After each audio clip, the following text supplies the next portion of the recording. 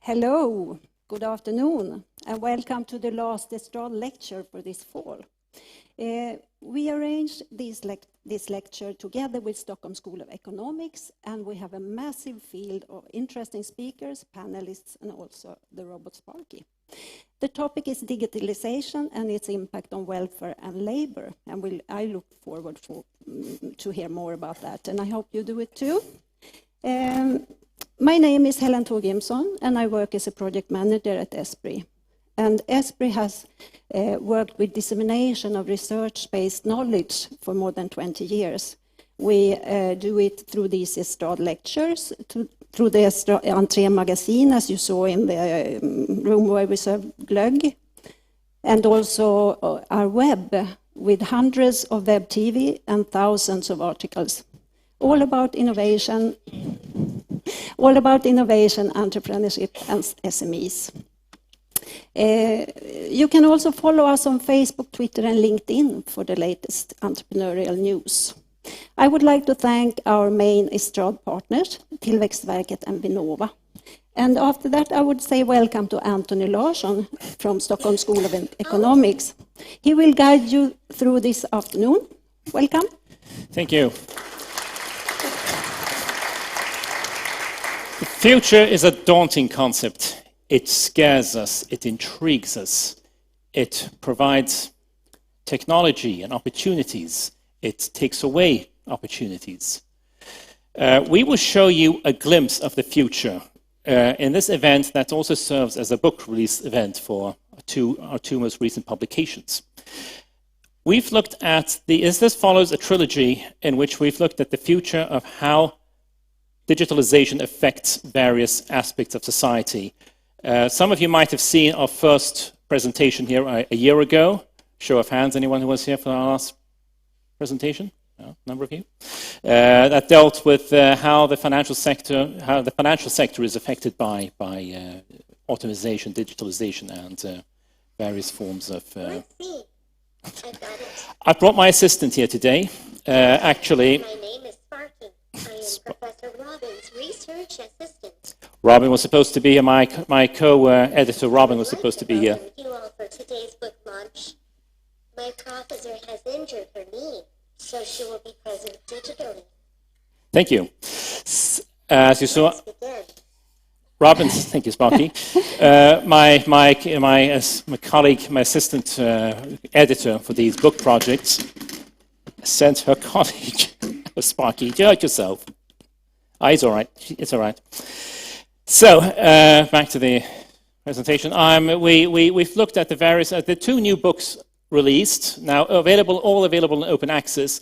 Looks at the area of the public sector and what happens in the future, and also the future of labor. What will happen in the future working market, future working conditions, and the future labor market of tomorrow? These are very interesting and relevant questions that we will ask ourselves. And so the books are available online, and you may get them at the link above. And we've had authors from 12 different countries. So it's an international concept with spanning over 50 different authors contributing to these projects, and with an age range of 24 to 74 years of age. We wanted to engage everyone who would have insights into the future. We wanted the academics, we wanted the industry experts, we wanted the journalists, the politicians, the futurists, anyone who could have an interesting say in what may come to be.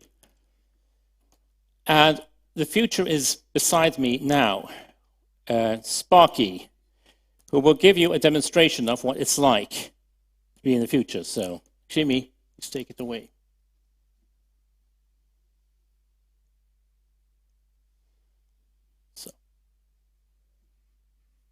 So Jimmy, would you please do the honor and demonstrate Sparky for us?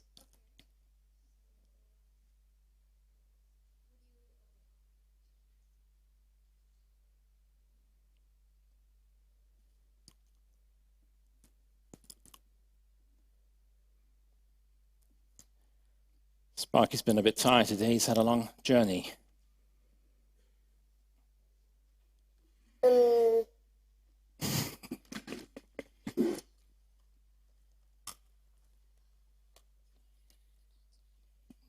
Narrator. Hey there, it's me again. Would you humans like to dance with me? Yes, Sparky, we would.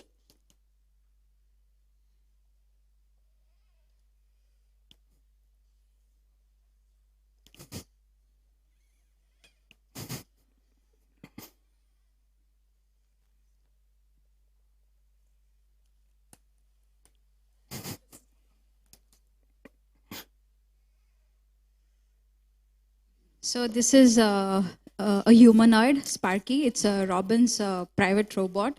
So when Robin came to Chalmers, we together decided why not take this research robot beyond labs. Why just keep it confined within the environment of Chalmers? We used it for this new project that we have. It's Vinnova funded for boards AI. So the chair of board of Combient was interviewed by Sparky, and what we want to do is we want to in the future robots like Sparky or Pepper, they will be working with you guys and me guys. So we have to work together in a very collaborative environment so that they can learn something from us. So this is like a tiny project to make Sparky smart, so that he is equipped with the capabilities and human skill sets that we feel comfortable in the future to work with such robots. Thank you, Lakshmi. So one of the aspects of future of the public sector is the commercialization of the public sector. What will it look like in the future? Our next speaker first speaker will talk more about the subject. She is a CEO of several management consultant companies, and an entrepreneur and a multi-entrepreneur. Please welcome Charlotte Mattfolk. Thank you.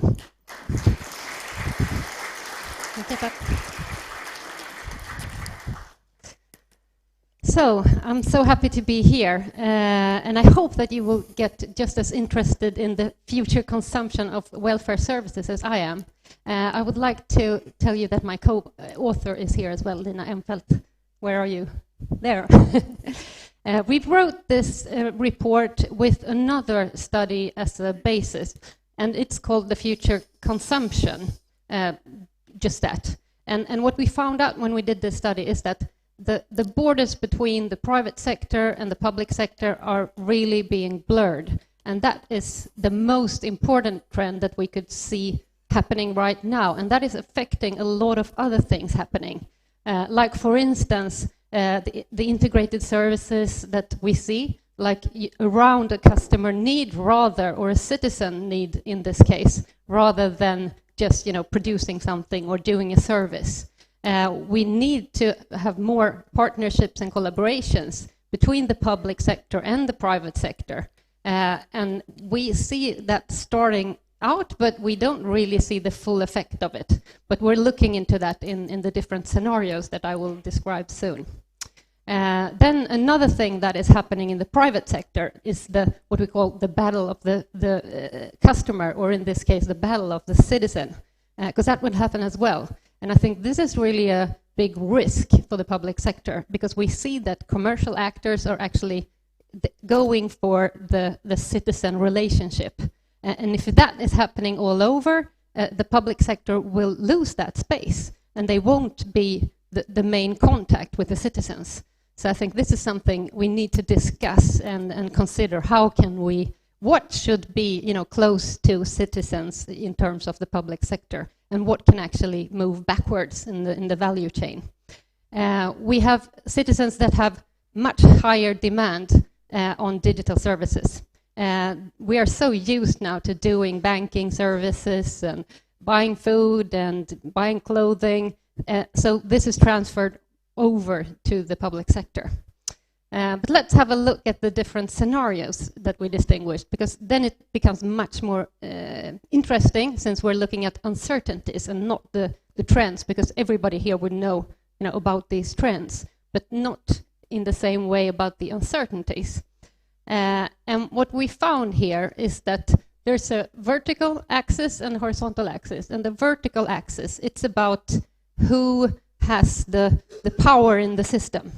And down here at the standardized solutions, it's the platforms, the big global players like Amazon, Apple, Google, Facebook, those big players on the market that are global monopolies. And they're acting almost like nations in many ways. And up there on the customized solutions, those are all other types of companies that are more niched, and they have a target group or a local market. So they are not as powerful as the big players. But what we could see in all the interviews we made is that there is a tendency towards choosing the smaller players. Like we are reluctant to the global players, and we are starting to consider, do we really want to be in that sphere all the time? Because that's what they are looking for. They're looking for taking all our attention and doing everything that we need. The horizontal axis, it's about the citizen. And we did panels with lots of different people, and we could distinguish that there were two different ways of thinking.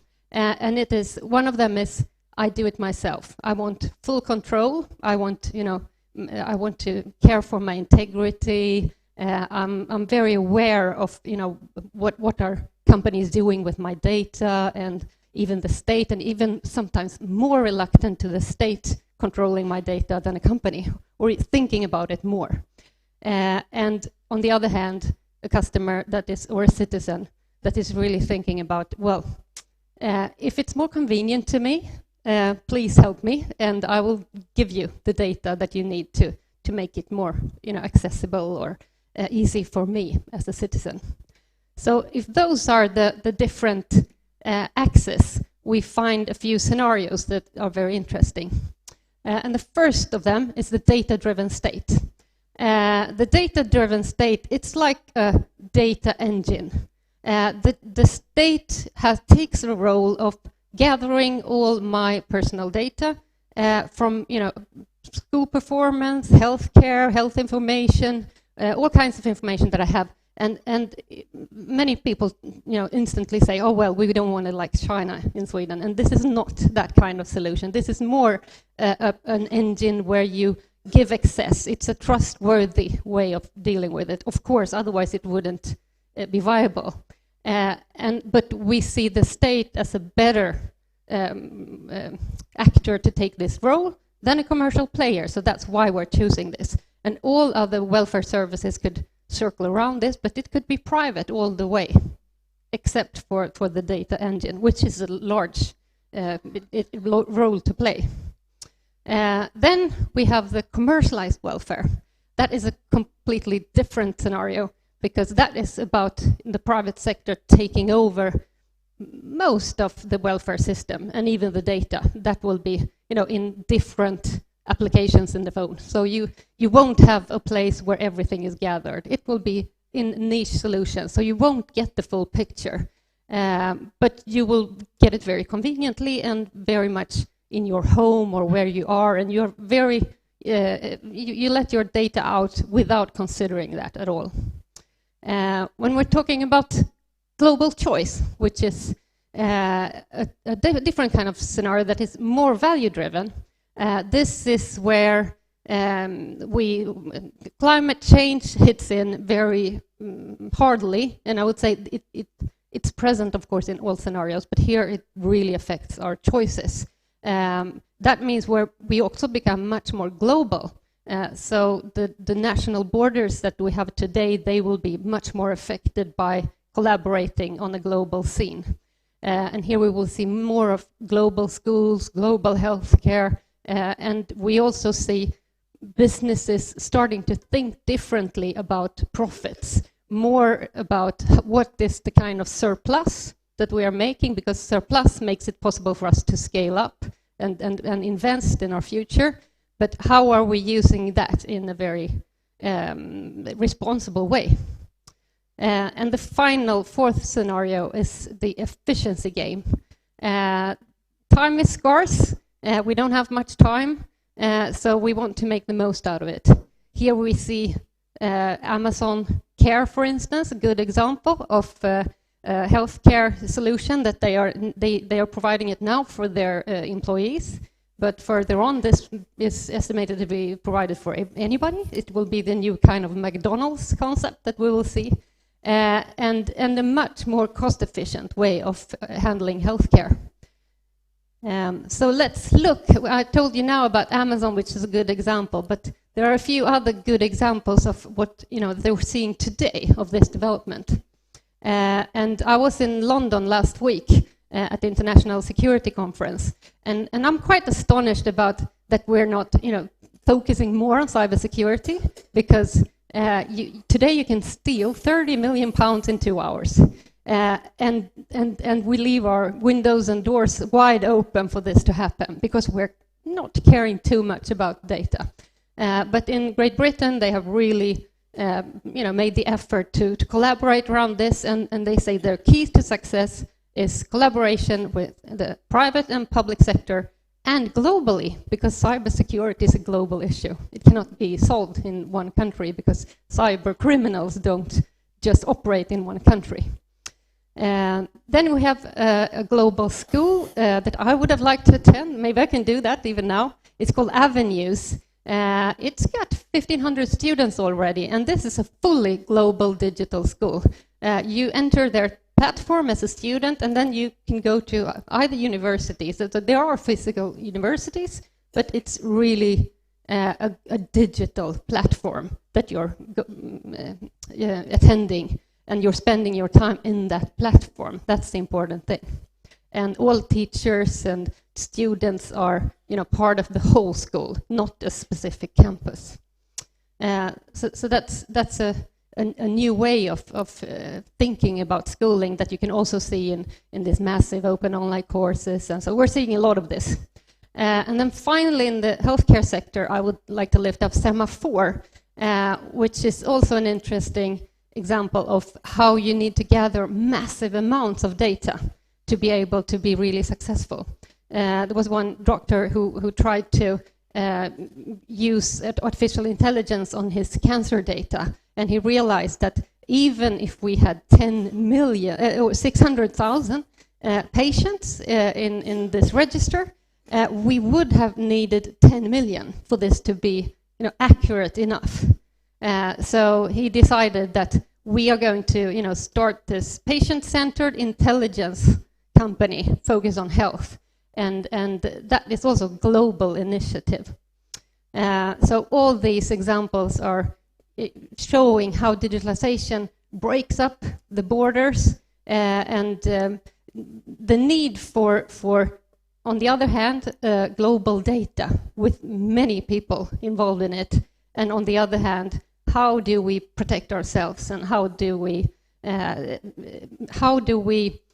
design welfare services in this kind of environment? So that's what I would like to talk about, and I will hand over to you, Anthony. Thank you very much. And I hope that you are inspired now to read the whole chapter. Very insightful indeed. Give her an applause. So a lot of emphasis placed on the future of healthcare and what will happen. And this is something that invariably affects us all, especially since all of us at some stage will have an encounter with the healthcare sector, for better or for worse. Our next speaker is will look further into the notion of telemedicine and the effect it has on the welfare society. He is he's a researcher and a former advisor to the Swedish Central Bank. Please welcome Mårten Blix.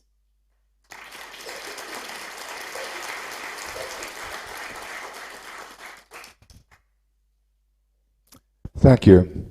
So I wonder how much of the book was actually written by Sparky. But anyway, so that's good. So this is a chapter that I've co-written with Johanna Jansson, and it's about the change that telemedicine has brought to Sweden. So it's become very disruptive. So let me just briefly set the stage for you. So you know that Sweden has a system where quality is deemed to be high in international rankings, but there's an accessibility problem. There are long queues, long waiting times to access healthcare, and there's also a pivot from specialized medicine to primary healthcare going on at the same time. So this is the setting for these private telemedicine operators that started a few years ago, and it's really shaken up the whole telemedicine or the whole healthcare system here in Sweden. So how did it come about? It's a bit of a strange thing how we got private nationwide telemedicine in the country which has regional autonomy. So the regions are responsible for healthcare, and yet these private operators are acting throughout the whole country. It's not really obvious how that came about. So let me just briefly set the stage and explain how that happened. It was certainly not by design. It's something that came about for different reasons. So the first thing is that we have what is called out-of-county remuneration system. So this means that somebody goes to another part of Sweden from one region. If they have an accident or need to access healthcare, they can see a doctor anywhere, and the bill is then footed by the home region. So this is, fairly clear that you would have this in a country. The other one is the freedom of choice model that was introduced in 2009, which allowed private operators to start operating in different parts of the country, subject to regulation. So these two elements together has made it possible for these telemedicine operators to locate to one area and provide healthcare services to the whole country. So you could have, for example, a patient here in Stockholm who calls a doctor, and the doctor could also be in the same region, but the call will be routed through where the operator is located, for example, nowadays in Sörmland. So it's a bit of a strange construction, but that's how telemedicine came about, these video calls. So let me show you some pictures. A lot of this debate has been theoretical, so let me show you some numbers. There's a lot of data on these two figures, so let me just highlight three features. So in the first diagram, it shows the number of telemedicine visits starting from 2016, where we have the numbers. And what you can see is that it's been increasing quite a lot over these years. Of course, it started from the level 0, but now I think we're up to almost 5% of all primary care health visits. But hugely popular among the population. That diagram also shows something which is hard to see from this room, but that is that Stockholm is a big consumer of digital healthcare. In terms of population, Stockholm region consumes about double what it would be if it just represented the population size. If you look on the right diagram, you see the age distribution of these visits from 0 to very old age. And it shows that it's the earlier age, like 0 to 4, and younger people who dominate a lot of these telemedicine visits. 20% of all visits are from children 0 to 4, so you can imagine it's a lot of ear infection and these kind of things. And then the curve decreases like an L shape. I think that older people today are not using telemedicine as much as you might expect, but I think that the curve will shift up. You'll see a U-shaped curve in the future as older people start using this technology more. So this is what the data looks like.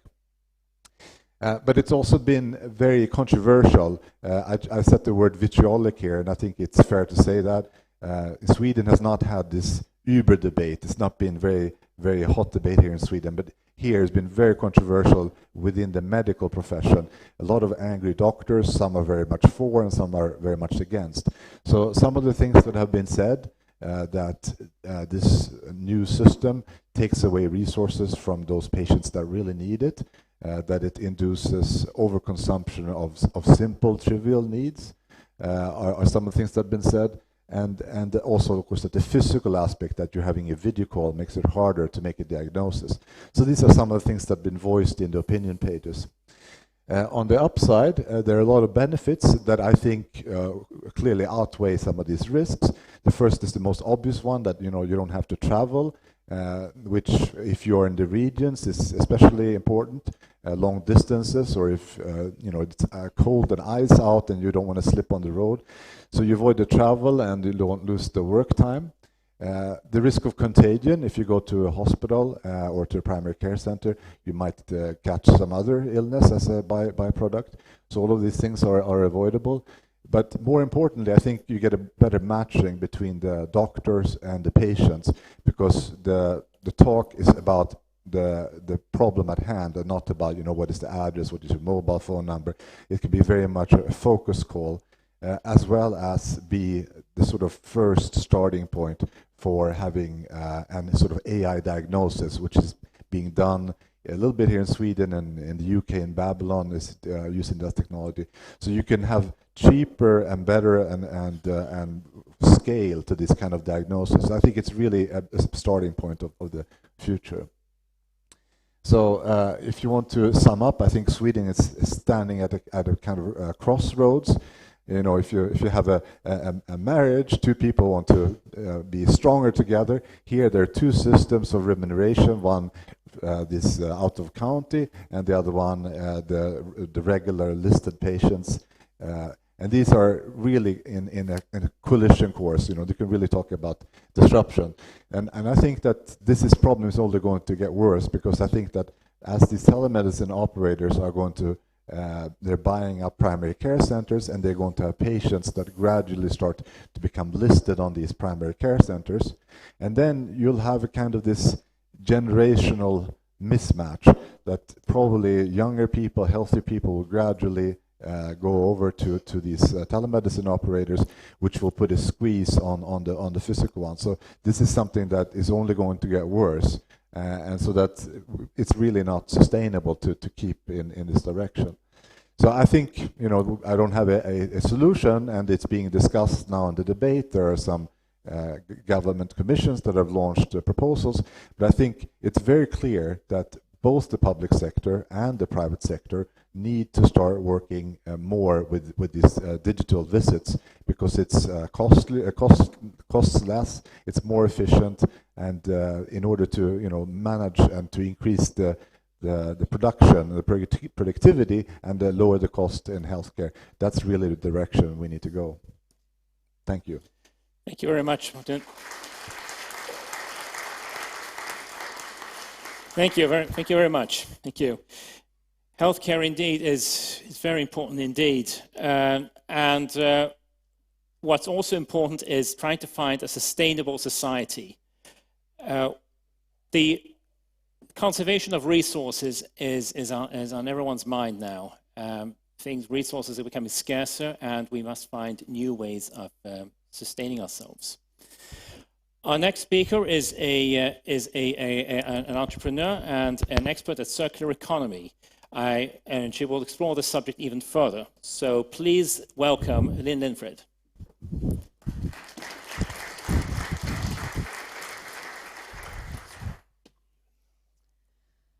What does prosperity mean in a world with 9 billion people living under the threat of climate change and resource scarcity? One thing is absolutely clear. It cannot mean business as usual. It cannot mean more of the same. Jackson said this already in 2009, and now it is more true than ever. Today, we're discussing, among other things, how the digital transformation affects labor. But first and foremost, we need to address the fact that there are no jobs on a dead planet. And that's where we're heading if we don't change status quo. And status quo is the linear economy. It is based on the mindset of maximizing throughput. We take resources, we make products, we use them, and then we dispose of them. We've had this linear economy for over 250 years. And it's hugely wasteful. Just have a look at these numbers. 30% of all clothes we produce are never even sold. 80% of all consumer products and their materials goes to landfill. And 31% of all food goes to waste. In a world where we will become more and more, demanding more things, this is simply just not feasible. And how we produce and consume in our world economies is to a large extent affecting or causing the negative climate externalities. If we change this, we can really have a big impact. And now is the time for change. As I said, we've had the linear economy during all of this time. But now we're in the midst of the fourth industrial revolution, which means that we have the most powerful tool in history at our fingertips: digitalization. With digitalization, we can reshape markets, we can enable new business models, we can answer to demands in a totally different way, we can change our lifestyles. And we can change into a circular economy. A circular economy is instead based on the mindset of maximizing reuse and maximizing utility and prolonging the lifetime of products. We try to exclude waste by designing it out from the beginning. This is an infographic created by the Ellen MacArthur Foundation. The green loops you see is the biological cycle. Here, all the products that can be brought back to Earth are presented, such as those that are biodegradable and compostable. In the blue cycles, that's the technological cycles, and here all the other products are. Here we focus on maintaining and prolonging the lifetime. It's the smallest loop you see on the picture. And then we try to reuse and redistribute the product so we can use it again. And then we refurbish. We take apart components, we try to use them in other materials, everything so that we really maximize the value of the products and resources that we already have. The last step is recycling to make sure that nothing is wasted. In order to achieve this, of course, several factors need to be in place, and we need to change businesses, we need to change lifestyles and our cultures. In terms of businesses, what we need to do is, well, first focus on repair. That means we need to look at our designs of our products and see, can we design these modular so that we can change parts and components, make it easy to take apart. We need to focus on access over ownership, renting and leasing products instead of selling them. We need to focus on reuse, creating something valuable out of our waste and bring the waste back into the production system again. We need to close the loop of our business, recollect the products after they have been used to make something valuable. And we need to focus on moving away from mass production, moving away from having 30% of all clothes not even sold, to make to order or make to measure, so that we produce clothes after they have been ordered.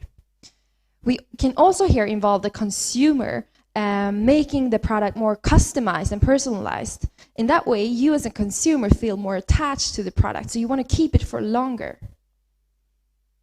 But making this happen, surely we need lots of enablers and tools. And one such tool, one key tool, is digitalization. We need digital technology to have secure transactions, to keep track of the data in these complex information flows, to make sure we track and trace our products if we lease them or rent them. And I want to share with you some research that was published in the Harvard Business Review that touches upon this subject a bit in a good way, I think.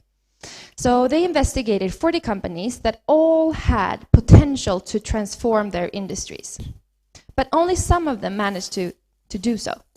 And they looked at, okay, these successful companies, what did they have in common? So they identified 6 features of successful innovations.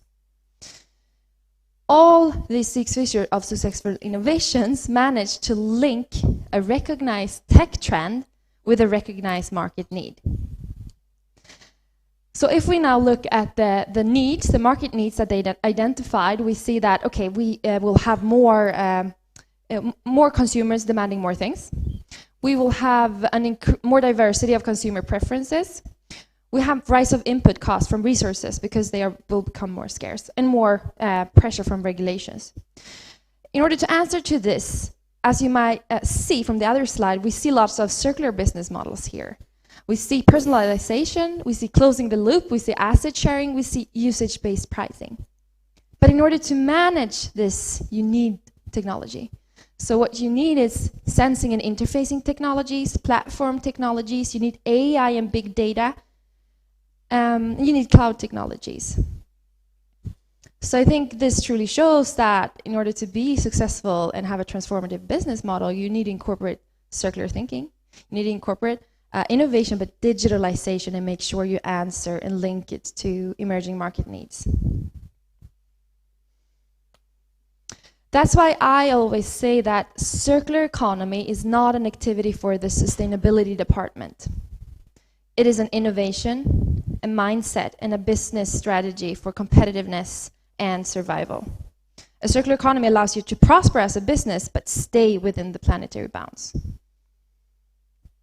So, now we have established that circular economy is inevitable. Let's see how it affects the labor market, because it will truly do so. It requires more labor and fewer resources to produce, to repair and maintain a product than producing a new one, right? And we will need more jobs such as parts and remanufacturing firms. We would need more reverse logistics firms that can introduce products into the system again, take them back. And all the studies that we investigated, me and Anthony in this chapter, all said that we will create more jobs if we move towards a circular economy. And a study from the Ellen MacArthur Foundation showed that if we use digitalization as an enabler, the circular economy could increase the resource productivity up to 3% annually in Europe. So a circular economy requires more people involved in the economy than in the linear economy, because there will be more communication, business to business, but also business to consumer. If you rent the product instead of selling it, you have more touch points for communications. If you should offer services for repairment, that's the same case. And also, in the sharing economy, there will be peer-to-peer communication as well. Therefore, there are no jobs on a dead planet. And that's why sustainability should be a prerequisite for innovation and digital transformation. Thank you. Exciting indeed. Thank you, Linn. Thank you very much, Linn. So this brings us to the last presenter of this evening. Today, society is perceived as more insecure. We're not safe. We don't feel safe anymore. Yet we put our trust into the government, into the state of providing security and safety for us. Our next speaker will delve more into the subject and whether or not the state is even the best actor suited for the job. Please welcome our next speaker. He is he's a researcher at the Stockholm School of Economics and a former graduate of Columbia University and also a graduate of the United States Naval Academy. Please welcome Mark Conley.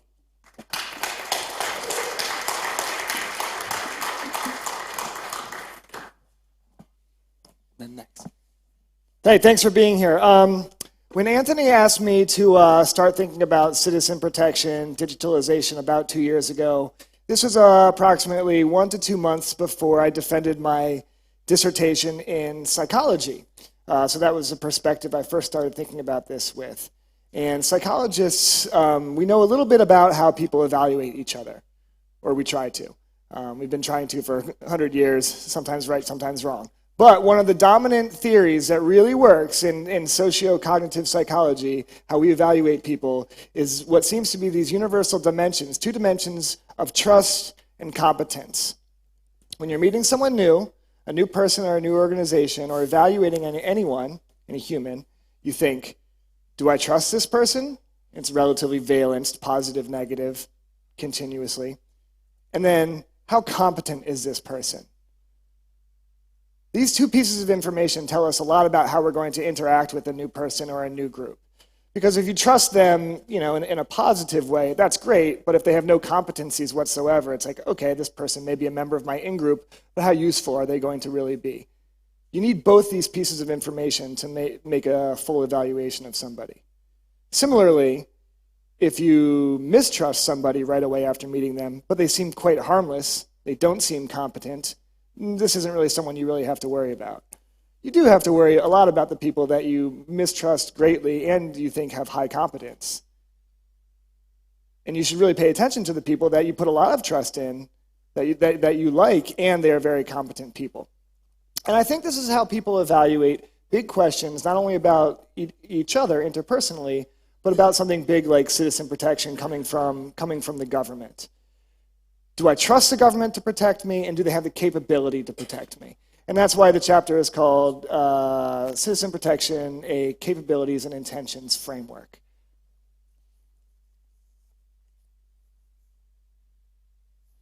So I first started doing this research looking at what do people think about the government? How can we measure this? Thankfully, there's a whole field in academia measuring public opinion and journals devoted to changes in public opinion. So I consulted Public Opinion Quarterly. I've noticed that in the decades, previous research has shown that for decades, people have trusted the government less and less. And these are operationalized with questions you may recognize, such as, do you think the Department of Defense is making good decisions when it comes to foreign policy? Well, it used to be 48%, it goes down to 38%, 32%, 33%. It creeps down a little bit every year to the point where now, only about 30% of people think the Department of Defense or that the federal government is doing a good job in the United States. Similarly, we see similar trends, similar numbers for, do you think spending is about right in the government? Americans in general, of both major political parties, used to think government spending was approximately right. Maybe about high 40% of people thought this, but this has crept down to the low 30s and the high 20s in recent decades. So we see people thinking that the central government has been decreasing steadily for decades in its capabilities and in its intentions to defend Americans. So how have private and public firms, private and public organizations responded to that? The whole thesis of the book about digital disruption, especially of public services, suggests that perhaps public firms are going to step in there. Trust and capabilities assessments of the government have been cut in half in recent decades. This seems like it would open a huge door for young, fast-moving digital firms to get in there and start taking on a role of citizen protection. And we see these things in the movies, and we hear about them anecdotally. So if we really look at it, let's look at some of the major private firms that have been cropping up in the United States. And over here, the people in the people in that facet, the people in that quadrant over there, these are the top 100 digital firms that have at least a $500 million annual contract with the Department of Defense. So these are new private firms that are making a ton of money, or they have huge monetary contracts with the Department of Defense to deliver some sort of citizen protection service. And then how much are they paying attention to citizen protection? How much is their primary role citizen protection? And one thing that computational psychologists can do is we can measure how much you're concerned for threats, protection, safety and security, vigilance, based on internal documents, based on speeches, mission statements, about us statements. And that's what you see on the y-axis. On the y-axis here, we see a computational continuous assessment of concern for threats, safety and security, and vigilance. And as you can see with the private, these new private high-dollar organizations, in recent decades, they have been creeping up a little bit, a significant linear trend in which they're increasing their paying attention to safety and security for American citizens. However, what's going on the other side of the graph? They're being outpaced by all the public organizations tasked with safety and security. So in the public quadrant, what you see there are the 12 major components of the United States United States government, that's directly tasked with directly protecting American citizens. So this is the judiciaries that govern small police forces, all the way up to the Department of Defense, with the FBI, CIA, Department of Homeland Security, even the Coast Guard, and Department of Energy. They guard nuclear arsenals. All those organizations in between. That's what you see under in the private quadrant there. So even though there's room in public opinion for private organizations to come in there and maybe take a piece of the pie, take a little bit of the role of citizen protection through some digital disruption, public organizations are not relinquishing their role. And private organizations aren't able to outpace them. And if you do a test of the slopes between the private and the public quadrant there, you see that the public concern for safety and security is outpacing the private concerns by a factor of 2. It's doubling that. Now, why could this be? A couple reasons. These private organizations, they're young. They haven't been around forever, and even though they have these large government contracts, they need to make money to survive. They're not just they don't have the eternal life of a government program. They have responsibilities to their shareholders. Their primary mission is to make money, and if they do so by executing citizen protection tasks for the government, so be it. Another reason being is, who is their customer? Who do they get money from?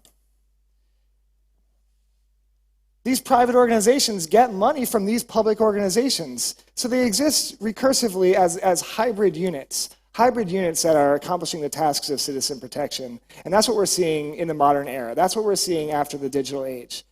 That it's kind of against the thesis of most of the book, and this is why we wanted to test these hypotheses, but it's not so much that small digital firms are quickly disrupting public organizations when it comes to citizen protection in the American government. It's more so that they're working together with these large government organizations. They're working together in a way that benefits both the private organizations because they get tons of money. It benefits the public organizations because they have a trust and capabilities problem with the American citizens. But it's unknown if these public-private hybrid organizations really benefit citizen protection and the American citizens. And we don't have a control group to evaluate that. So I'd like to leave you with the tagline that public entities continue to outpace private organizations, and I don't think we're going to see, we're not going to see an end to these hybrid organizations for a long time. I think if Anthony had asked me to write this chapter 10 years from now, we would just see the same trend lines continue out for another 10 years. That's my prediction, at least in a US context. And thank you for the opportunity to share this with the crowd, Anthony. Thank you for coming, Mark. Thank you. Thank you. Fascinating talks indeed. We shall now move on to a panel debate consisting of, we will meet the previous speakers along with a new set of experts. Each panel will, the way this will work is that each panel will depart from each one of the books. So I will ask my colleagues to bring up the table, and in the meanwhile, does the Sparky have a few new tricks for us, Lakshmi? Well, yeah, I believe we do. As the table comes up, we can bring up the table. Yeah. So I will introduce the speakers of the first panel, the participants of the first panel. He is the former chief of police and the former president of Interpol, Björn Eriksson, and we have a former member of parliament and a former consul to New York and a former diplomat, Olle Wästberg, and we have a researcher of. You can come up on the stage. You can come up, please. Yeah. So Björn, go ahead. Björn, stand here, please. Yeah. So. And we have Cormac McGrath, a researcher at the Stockholm School, at the Stockholm University, and formerly at Karolinska Institute. And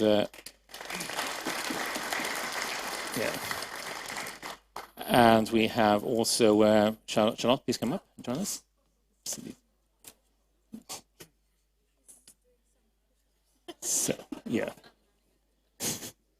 So, and yes, so if the Sparky just gets things in order. So yes, and I will also ask the panel members to. I will now ask the panel members a few questions. So about the work. So Björn, in your chapter you have a discussion about you have very strong opinions about the cashless society. I have a very strong opinion about yes. And given your experience given your background, what would you say are the criminological implications of getting rid of cash as legal tender, of completely going over to credit cards and then various forms of non-monetary forms of currency? Well, I'll do like the politicians, start by saying I like digitalization, but I see some drawbacks. That is what I'm going to speak about. If you put it in this way, people are telling us there's going to be fewer robbers. Why should you rob a bank if they don't have any cash? Rather illogical, I'd say. So it's true, we will have an improvement in that area. But on the other hand, if you're watching criminality, you see some other developments. For example, identity thefts. You have the possibility to fool someone. In the good old days, you would see 1,000 crowns from the handbag. Now you take everything, you get the ID number, etc., etc. So it's another form of criminality. And it's kind of interesting to see it's increasing more in Sweden than in other parts of Europe. And that's logical.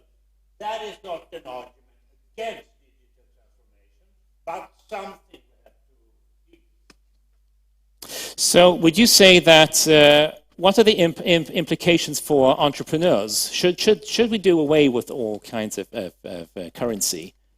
Yeah, but for them, they have a great future. Because in one hand, you will see people develop this different type of solutions for payments, one way and the other.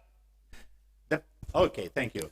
The other one is that when people tend to defend themselves, if we're talking about the central bank and people that can cope with this, they will lead entrepreneurs themselves. Because I'm quite convinced that there are some groups that will suffer and they will need entrepreneurs. One is people outside. Might they be elderly people, people living in rural area, etc., etc., etc., etc.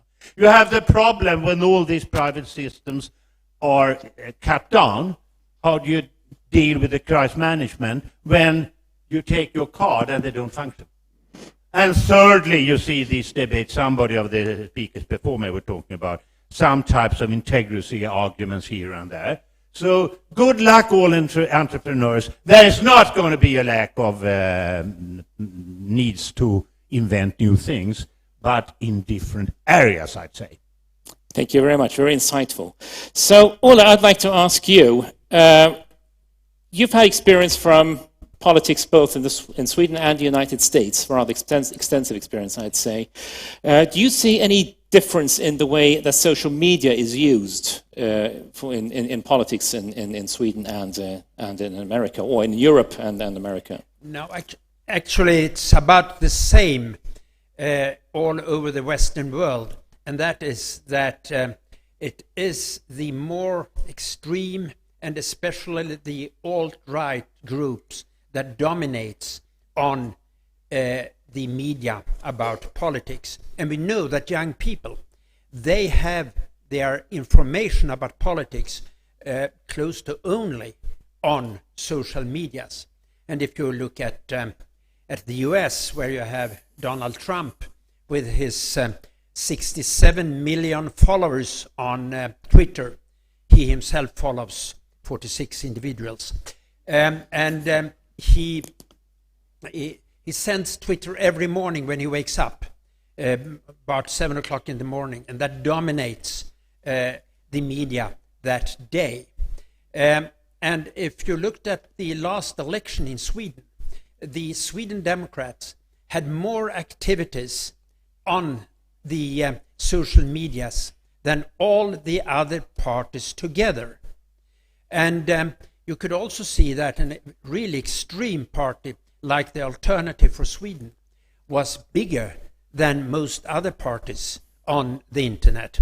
So that's about the same. What's happening is actually that the internet makes a sort of polarization.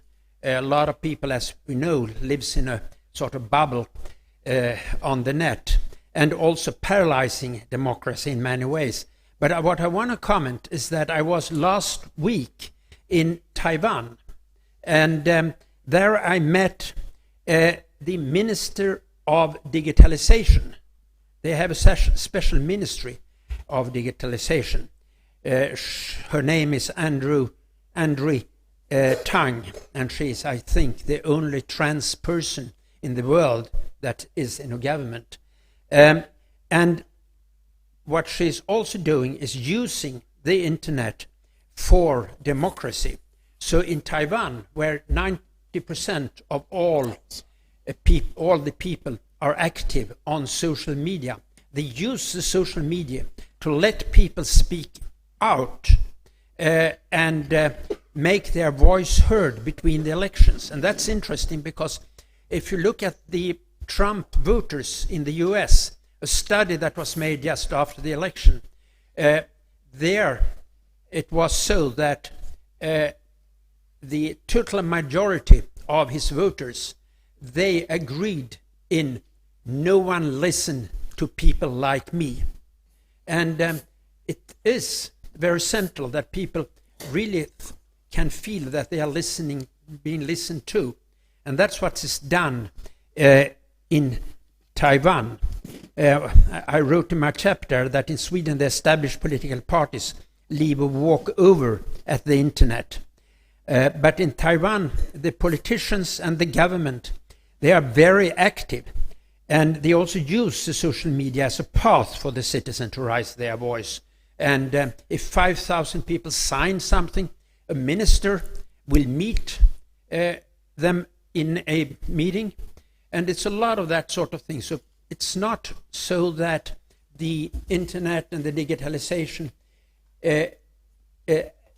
will destroy democracy if it's not used in a better way.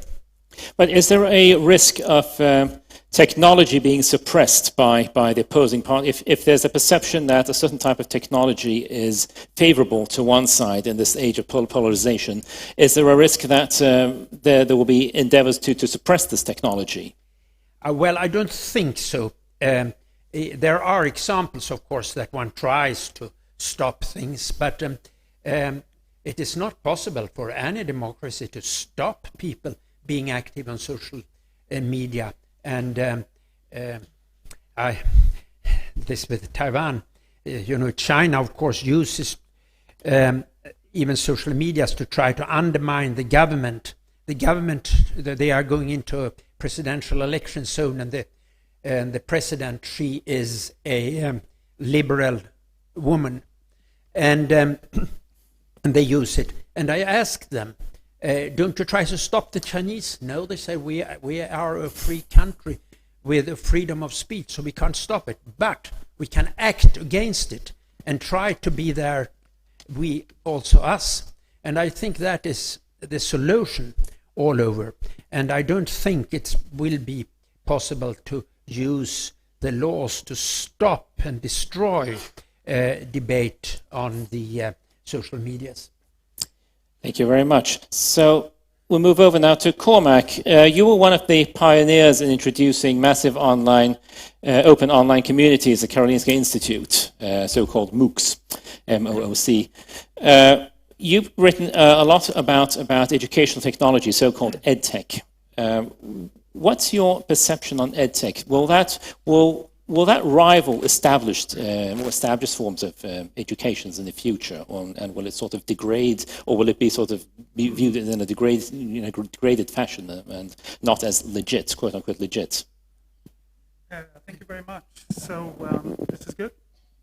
So our chapter focused a bit on the chapter focuses a bit on the disconnect between development and application. And so we were mostly interested in schools and higher education, but of course there's a really big sector of corporate learning, and I think that corporate learning plays a different part in the landscape. But when it comes to compulsory school and higher education, we don't really see how the developments are then translated into sustainable applications. And I think there are a few examples. One of the examples are the interactive whiteboards. So there's a really interesting case study in the UK where they spent millions of pounds on buying interactive whiteboards, and then the teachers ended up using special pens for writing on the interactive whiteboards, which is obviously a total waste of money if you're not using a tool in a digital fashion, but you just start writing on it with a pen. So that's a really good example. When in higher education, the example for MOOCs, for example, they were sold originally as a way to offer education for free for everyone, which poses the next question, for real? And interestingly, what we see is the MOOC landscape, and I think someone mentioned MOOCs earlier, we're starting to see how they're moving more and more towards economic and business-like models. So they're moving away from the idea for free for everyone. So there's a kind of a discrepancy, I think, whereby there's some really cool gadgets being developed, but they're not necessarily being developed in close collaboration with the people who are going to use them. And so of course, there's going to be great innovation, digitizing the national exams, which is a really hot topic at the moment. That's a form of digitization, but it's almost a trivial question. I mean, we should have done that 20 years ago, but it's brilliant that it's going to be done by 2022. So again, if I'm going to focus on anything, it's that discrepancy. And as a last talking point, perhaps, we have a really cool Swedish company who have developed AI technology, and that's used as a diagnostic. So they work a lot with language acquisition companies, and you can do a test, and then everyone in this room would have a different result, and then this company could tell you that every single person could have their own personalized learning trajectory, which is really, really, really cool, right? The only problem is if you try and do that in compulsory school or higher education, you don't have 200 ways in which you can then learn that material. So it's a really neat innovation, but had it been developed in close collaboration with educators, then you would have had maybe 50 different trajectories that students could then follow individually.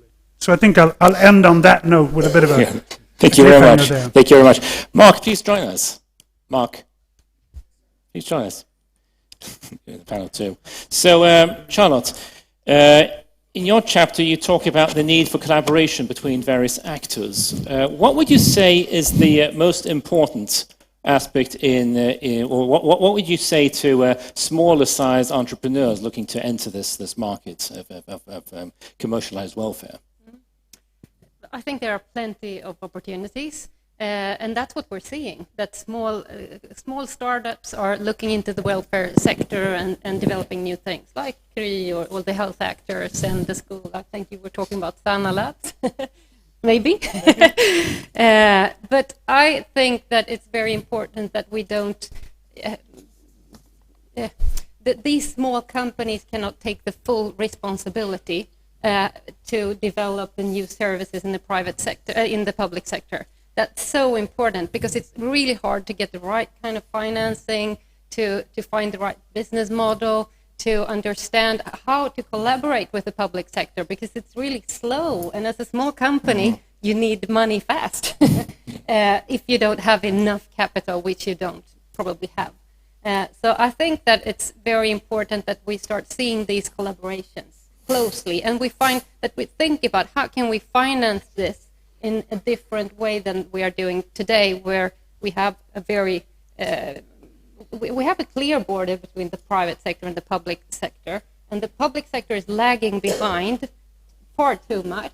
And like somebody said here, 20 years ago, we should have developed the national grading or the test. And that's the same for other sectors as well. So I think that startups can do basically everything. I think they will do a lot of services that are customer-facing, because that's what they're really good at. And we need to look at, the full chain of actors and help them to be successful. And I also think that the public sector must become much more innovative. That's so. Is there any aspect of welfare that should not be commercialized? I think that, as I talked about the data part, like my personal data, that we are giving away to Facebook and Google and Amazon. They know everything about us, but if we have a security issue, we're very reluctant to give away data about something very personal that could actually help us, a security issue. So the police and authorities, they don't get the same kind of data that the big platforms get. So we need to change that mindset, and I think this is an area where the government should really take a role. Very fascinating. So, Mark, you were talking about this hybrid public-private partnerships for the defense. Would you say that this is a model that is inherently exclusive to the United States, or could you envision any of this happening outside, let's see, in Europe or anywhere around? I could certainly imagine it happening anywhere. There's nothing super unique about the United States that makes it happen there a lot, other than the size of the contracts, because of the the enormous DoD budget, just the amount of money that the U.S. is spending on these things, and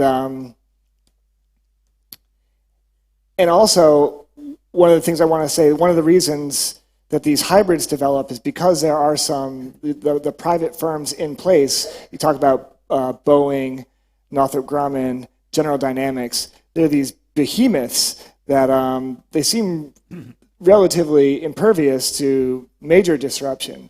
So I'd like to have a long talk with Charlotte about what can you do as a new entrepreneur to get in that space. You can certainly be innovating faster, but are you really going to supplant them, or are you going to be quickly bought up by them, or win some sort of grant? I'd like to see the financing model, and it sounds like I've sparked a debate. Well, I was thinking about looks like I have. Typical Swedish thing from your point of view. I happen to be the chairman for the Swedish private security industry for a couple of years, and I noticed when I was national police governor, we were double as big as the private sector. Mm-hmm. Now the private sector is 3 times bigger than the police. The solution is for local authorities, for example, that first of all they pay for police services, but we can't deliver.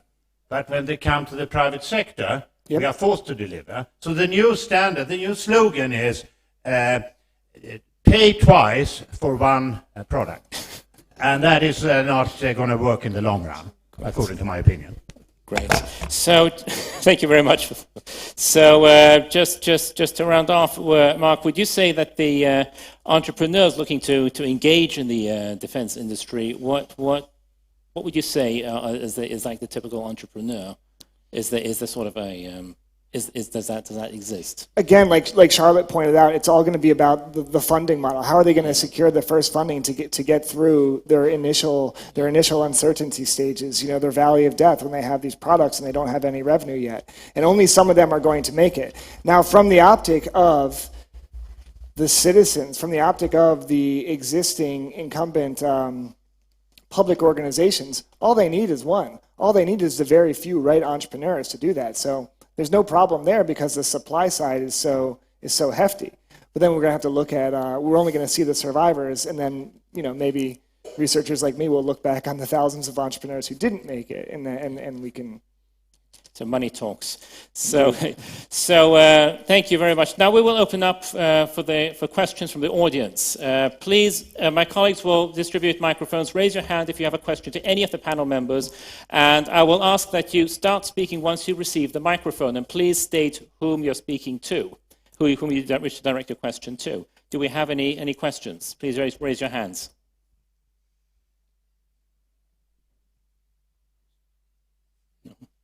Oh, we have a gentleman over there.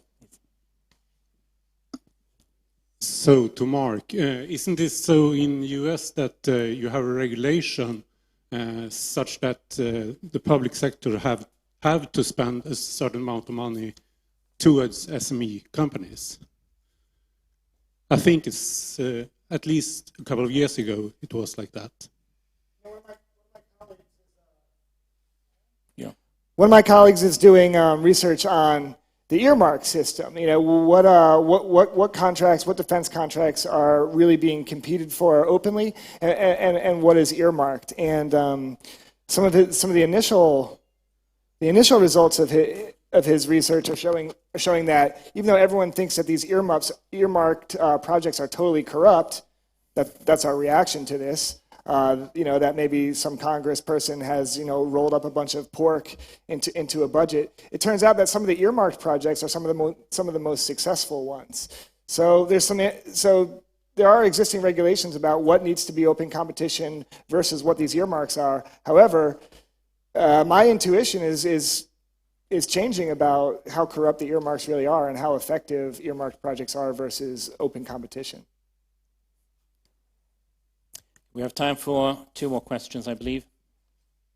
Gentleman over there.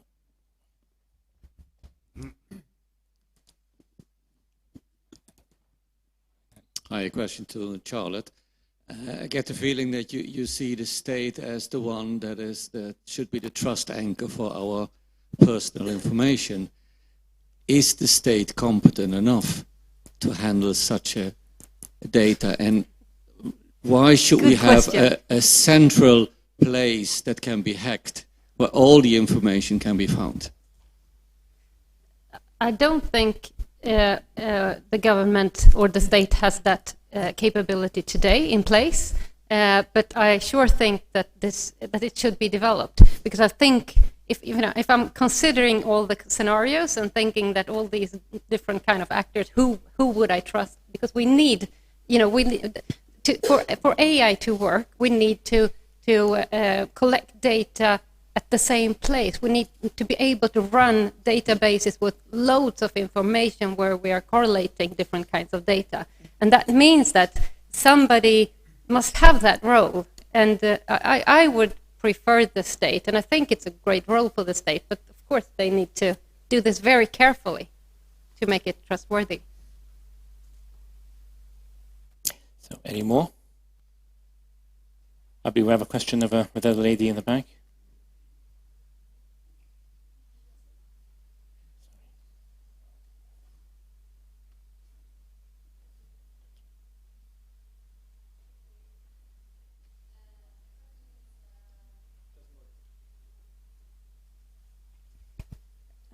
I don't know how to phrase this, but it's quite political questions, I would say this.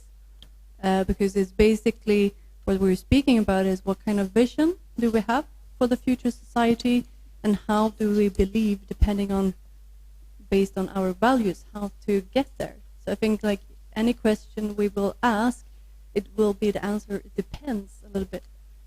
So I don't know how to phrase this, but what is your personal vision or beliefs behind your idea about how we will solve this digitalization of society?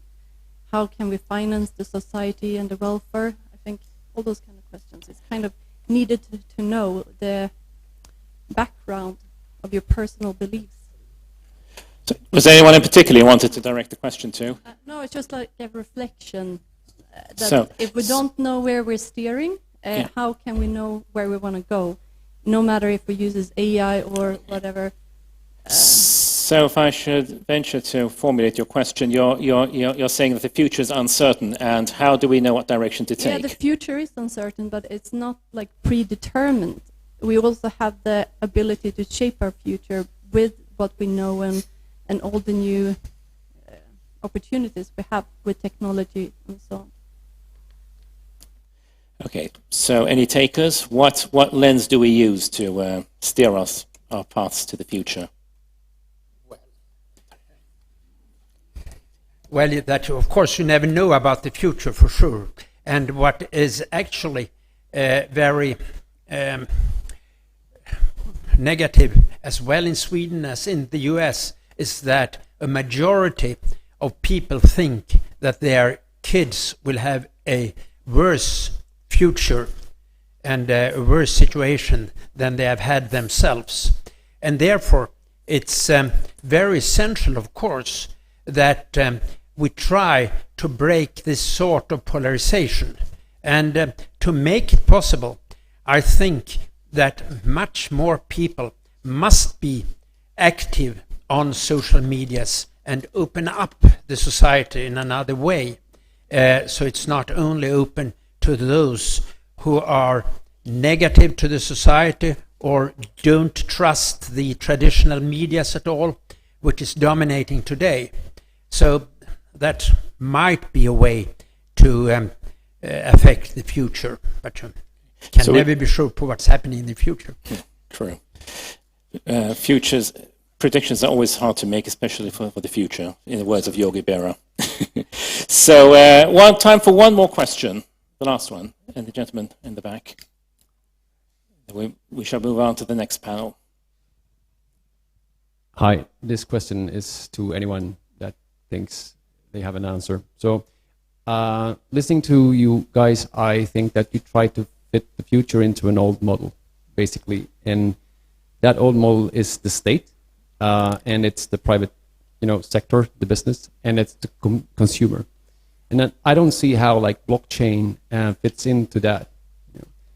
I feel like, even though you might be Einstein, there's this guy Schrödinger that came around and, with a brand new model. And I think we're at that stage right now. So my question is basically, to be really super explicit. So how does blockchain fit into your model with the state, the private business, and the consumer?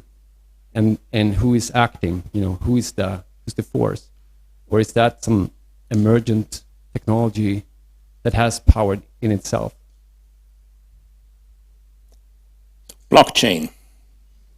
I can say something about that, because we have looked at blockchain in our project as well. And as you were saying, that we're using the words governments, citizen, and companies. But what we're seeing is that the borders there are blurred as well, and the difference between a customer and the supplier and the state, and that will not be the same as we see it today. But I think that we need to use some old concepts to describe where we're aiming. But I agree with you that I think that we will work very differently. We will access platforms where we will get a task. When I was studying AI during this semester, we looked into how AI and blockchain will, solve things in a different way. And an important conclusion was that we will, take a task and do it and get it done. And we won't have roles in the way in a company that we have had today, and we won't have roles in the government. We will have, things that need to get done, and we will pick those. And this, demands a different way of organizing and thinking about, what and who am I working for and why. So I think that we will see much less of large companies and large employers because we will want to work much more for ourselves and with very different models. So I think you're absolutely right that change will be much more than we can see today. Sorry. Just to comment on your comment, I totally like that you say that we as consumers are also contributing in a way, because that's really what blockchain is about. Me being my own force, so to say. So I think we need to include people, and that's also a good thing for culture, to have an including culture so that people actually matter. And that's part of the solution, I think. Thank you. On that note, we shall move over to the next panel. Thank you. Give this panel a round of applause. Thank you very much. And I will invite the next panel up on stage. Please, turn up. So, please come up. Steve. So the next panel departs from the future of labor. So, and we have Jan Söderqvist, journalist and author and futurist. I have Peter Markowski, a management consultant and researcher. And Pernilla Lilja, senior business consultant and GDPR expert. And Linn and Mårten, you've met already. So, Jan, first questions to you. You had, in your chapter, you talk about technology being the driving force. Sorry. And you talk about the need of, or that society will surrender its norms in order to cultivate new norms. How do you see that in a entrepreneurial setting? Would you see that that's a thing that's going to happen in the business world as well? That we surrender business norms and stuff to take on new as the technology evolves and adapts. Well, not really. I would say that even though the future will be, of course, entirely different from now, the structure of the situation will be basically the same, and that is that technology will provide the framework of what society considers as truth and what it's meaningful and what it's possible to dream about. And me and my writing partner, Alexander Bard, we have no view on whether that will be more or less close to the dreams of the entrepreneur or anything like that. We would just like to point out that whatever you dream about and whatever your company vision is, it needs to be firmly anchored to what the dominating media technology allows to be meaningful, or else you're just dreaming and it makes no point. And the main difference in the future will be that the tempo of change will be so fierce that you have to be able and willing to change basically from day to day. You also write that creative destruction never rests. Would you say that businesses in the future, as due to technology, will become more or less resilient? Well, that depends on how you define resilience. Resilience is, of course, always a good thing, especially in business. But I would like to go back to what I said before about the level of adaptability, and so the thing is this: change will increase its pace. A colleague of ours, a philosopher named Pierre Lévy, has a saying somewhere in his books where he states that we are all nomads now. And what he means by that is not that we are all hanging around in executive lounges in airports sipping expensive wine and traveling all over the place. Rather the opposite. What he means is that change is now so fierce that even the person who might like to have the position that he or she does not want to participate anymore, he or she would like to spend a week in bed, all right? Even that person spending a week in bed, because of the tempo of change, when this nomad rises from the bed, he or she will be in a whole different place. He or she will have been traveling, even though he or she tried to avoid it. So this resilience, yeah, sure, but adaptability, that's the main thing. Fascinating. So, Peter, next question's for you. You're a management consultant and you're also a researcher of digitalization. So how would you say that the digital development will change the role of management consultancy in the future? It's a broad topic, but try and... Thank you, Anthony. Yes, obviously a really big question. But speaking of the transformation of labor, of course, situation of consultants is also very relevant. And there's a common sort of train of thought that with the proliferation of data and AI and big data, there won't be a need for the type of analytics that consultants or management consultants usually do, and there'll be less people to manage. So will this profession live on or not? So this is sort of the key question here. And as we outline in our chapter, the perspective we bring to this is that big data doesn't always mean accurate data. So there'll still be a need for asking the right questions. But for sure, there'll be. It's really probable that there will be big differences compared to the traditional management consulting. Basically, you could say, maybe call it going from managing of technology to managing in technology, where technology becomes a natural part of anything that an organization does and all the tasks involved in actually going through everyday work in organizations. So this will mean that fluency in digital will most probably be sort of a core consulting skill in all manners, and there'll be much more complex analytics to use and to sort of be able to use and have the knowledge to be able to use.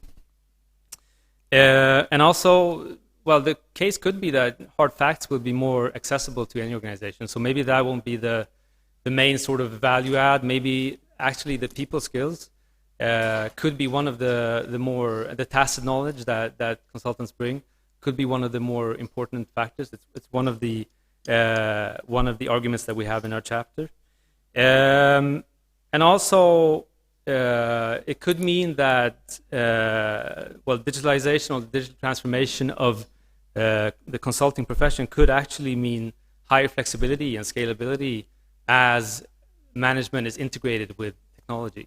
So that's also something that we expect to influence the way management consulting is sort of developed. I see. So would you say in the future, would it be more difficult to start up for entrepreneurs looking to start up a management consultancy? Will technology make it harder for new consultancy companies to come to be? So another big question. Whether it'll be more difficult or easier is really hard to say, of course. But what we can say, in line of what I've been saying so far, is that it'll probably be different. What you could say is that automation, while it sort of takes away a lot of the manual tasks in organizations, it can also open up new market shares for consulting, as sort of it frees resources and money that can be put into other things, which can be filled by consultants. And also, as the collaboration with data scientists increases, you could expect that the line between data science and management won't be as clear-cut. So there'll be an integration, you could say, or at least it's a probable scenario. Well, of course, entrepreneurs starting up will need to understand tech. We need to understand the market's need for tech and how it sort of evolves with and is used in organizations. Well, tech can be expected to be a core part of the value offering of any management consultancy, as we're already seeing today, actually, with the big consultancies who are being entrepreneurial in the sense that they're starting up tech departments and parts of the management consulting, which is completely focused on tech. Indeed. So what's on everyone's mind now is GDPR. GDPR affects everyone in Europe and even in the world. It changes the way we do business. So Pernilla, as an expert on GDPR, what would you say is the most pressing topic right now in terms of in the world of GDPR? Yeah, maybe it's not on everyone's mind anymore, but I think you all remember when you had a little bit too much of emails coming in when GDPR was introduced. True, words I've never spoken. Yeah. Most likely you lost a lot of memberships. But back to GDPR then. Remember that it actually affects everyone in some degree, since it transcends national borders. It applies to all companies that have any business which touches you. And those failing to comply with GDPR, yeah, probably you all know, but either you have a fine of 4% of your company's global revenue, or 20 million euros, whichever is the greater. Yeah, and having said that, the great cause of concern here is that so many companies still lack the readiness of GDPR. So readiness is a big concern. But who wins and who loses on GDPR? Yeah, who wins? I would say like all those suppliers of supporting services and GDPR solutions that will keep you compliant. And of course lawyers and the legal experts, and the ones like data analytics, solution architects, the ones managing data are also big winners in this. Fascinating. So, Linn, thank you very much. Linn, now you ended on a very interesting note. Would talking about how sustainability is not a concern just for the sustainability department. How would you apply this on entrepreneurs, on new solo entrepreneurs going and looking to become sustainable, who are not operating in big teams? Yes, so circular economy, as you see now in large companies, they often incorporate it in their long-term sustainability strategies, which is pretty strange since it is actually an innovation and it is like a business model. It gives you profit. It should be part of the business strategy. But since it's part of the sustainability strategy, you work with it with long-term goals, because that's how you've always worked with CSR and sustainability strategies. But that's the totally opposite of what you should do. You should treat it as it is, agile and like an innovation. You should work with it in pilots. You should work with it, get insights and iterate and try to do better and learn from that. And that's why it fits so well within the startup world and within the digitalization world as well. So and also as a startup entrepreneur, it's easier for you to create a company that has circularity as its core, because it could be more hard for a big linear company to do the switch towards a circular economy.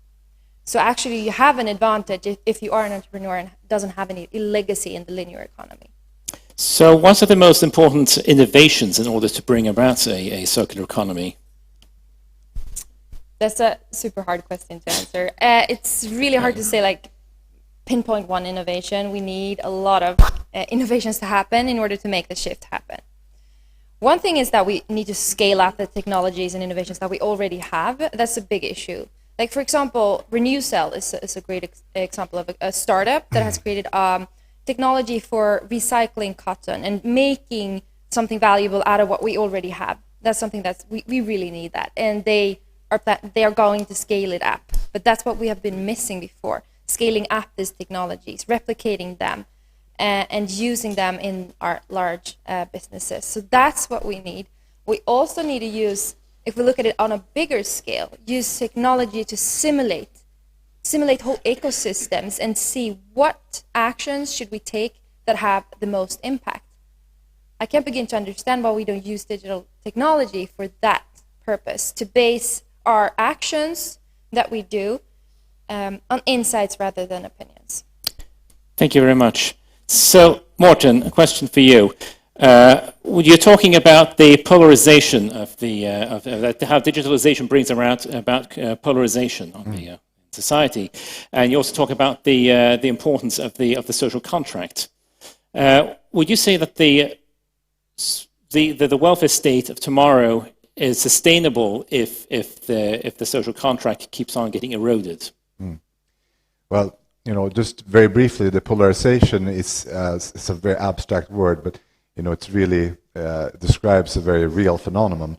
If you, let's say, you have somebody in a shop and they're a cashier, and then you get an automated cashier instead. So that person, either they increase their skills, give advice to customers, and so on, or they have to do more simple tasks. So you're like either upskilled or downskilled in a work. And so that's the mini scale of polarization. So you have like the middle classes thinning out and the polar opposites increasing. So this has happened all over the world. So there's ample evidence that this polarization has occurred throughout the world. It's not come so much strongly to Sweden yet, but I think that's only a question of time. So the issue for Sweden, I mean, it's a country that has a strong social cohesion. How will we manage that?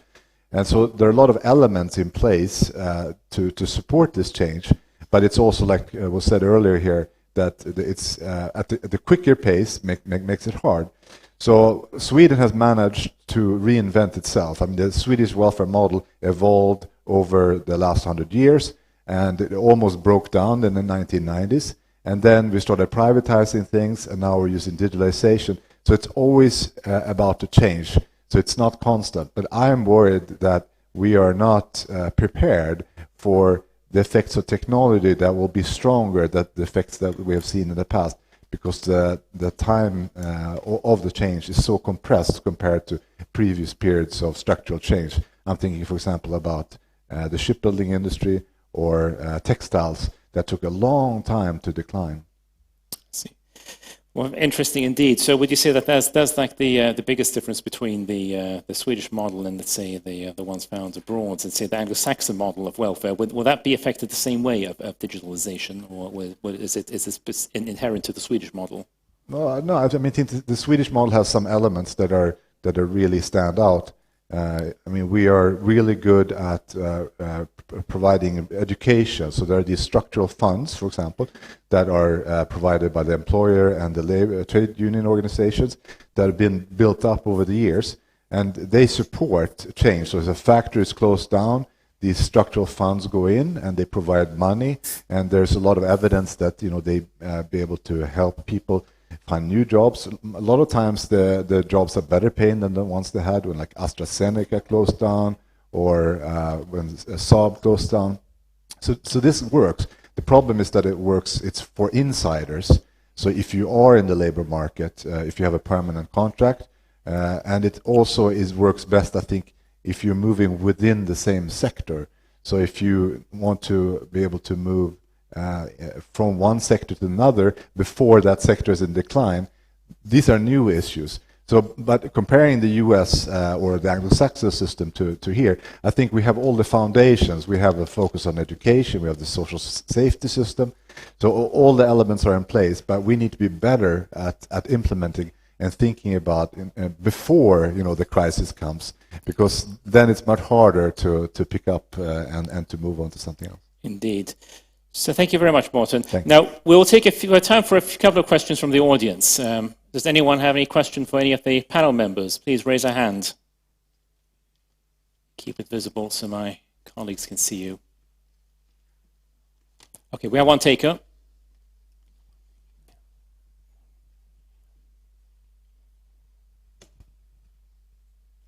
Hello, good evening. Thank you so much.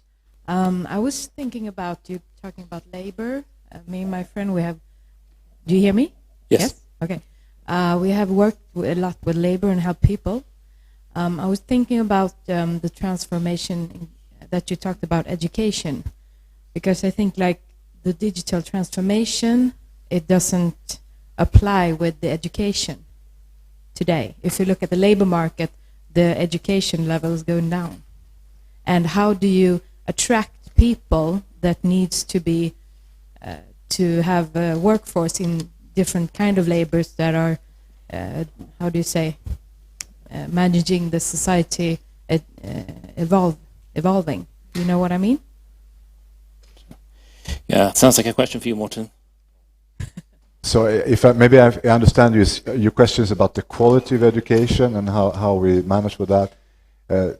Through digital transformation, yes. Well, I mean, it's very hard to say something in general for all different types of education. But I mean, a lot of people that are either at education or universities are very well aware that things are slow moving.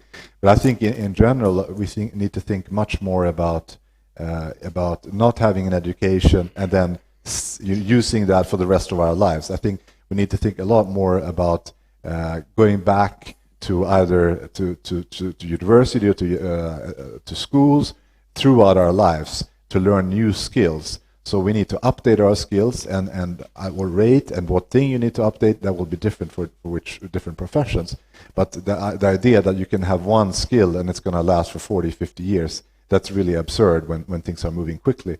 So I think that's going to be a burden that will be more placed on individuals here than it used to be, because we're so used to like the state takes care of us, and you know, from cradle to grave, and now the change is fast. So people need to take more responsibility for thinking about what kind of skills they need, and I think we're not really prepared for that. So that's a concern. Thank you. Thank you. Any more questions? Time is running. Yes. So if there aren't any more questions, I will close the panel. And thank you very much for joining us. Give the panel a round of applause. Thank you. Thank you.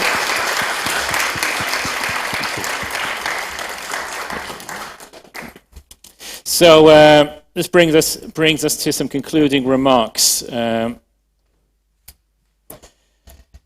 So some 4 key takeaways for what we've learned through the scope of these 2 books is that in the public sector will continue to be important. It will still remain, but it may shift its focus. It will become unlike what it is today, especially when it comes to aspects such as healthcare and such that may take on different forms. And that's to say that non-state actors, private actors, volunteer services, etc., may take on a larger role in the future. Crowdfunding, for instance, and it will be play a more prominent role. Another one talks about that digitalization is not necessarily a guarantee that jobs will disappear. Things can be automatized to various degrees. And various jobs can also it can also create opportunities. It can create opportunities in the form of increased productivity. It can also replace certain jobs. Normally, we will see the productivity effect, the ones that generates more jobs, coming at a later stage than the displacement effect, the one that sort of effectively pushes jobs out of the way. So those are the 4 key takeaways, and on those notes I will end this presentation. If you have any further questions to me or my co-colleague Robin Teigland, you have our contact details up on the screen. And on this note, I would like to thank all of you for coming, and you may find the download links to each of the book free of charge on the links supplied to you. You can also buy a physical copy of the book if you want to gift it to someone, or if you just prefer having something to read, you can get a 20% voucher check, 20% discount off the way on the flyers on the way here. So on that note, I would like to leave the word over to Helen, and thank you all for coming. I'm Anthony Larsson. Thank you all for joining me.